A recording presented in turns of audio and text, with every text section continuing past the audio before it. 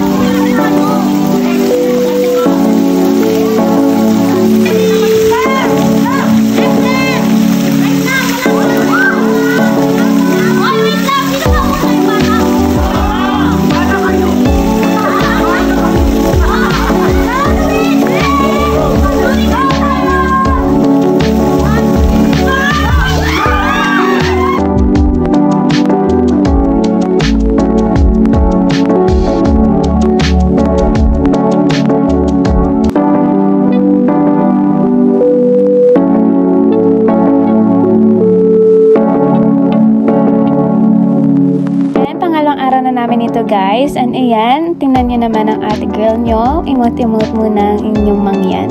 Ayan ang travelerong mangyan ng Mindoro. Pag-decide ko na magtambay ulit sa tabing dagat and do emote things na parang self-time, self-love, and self-heal. Uy, ba't may ganun, te? Walang ganun.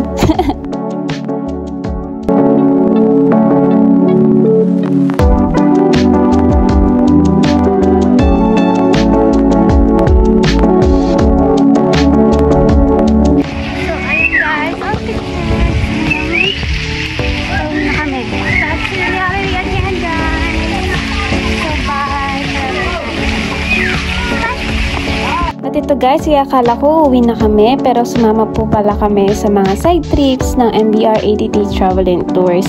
May mga client nga din pala dito na sinabay yung aming team building. Uy, aming team building!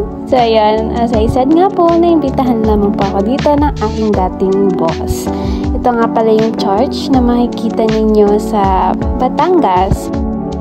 At ito, at nilibre pa po kami ng ice cream ni Sir Brian. Ay, makikita niyo yung may daladalang aso dun sa background. Yun po si Sir Brian. And sobrang humble and sobrang bakit. Grabe. Tara guys, ice cream tayo! Sobrang thankful ako guys na kahit hindi na ako full-time sa MBR is ni-invite pa din nila ako sa mga gantong team building nila.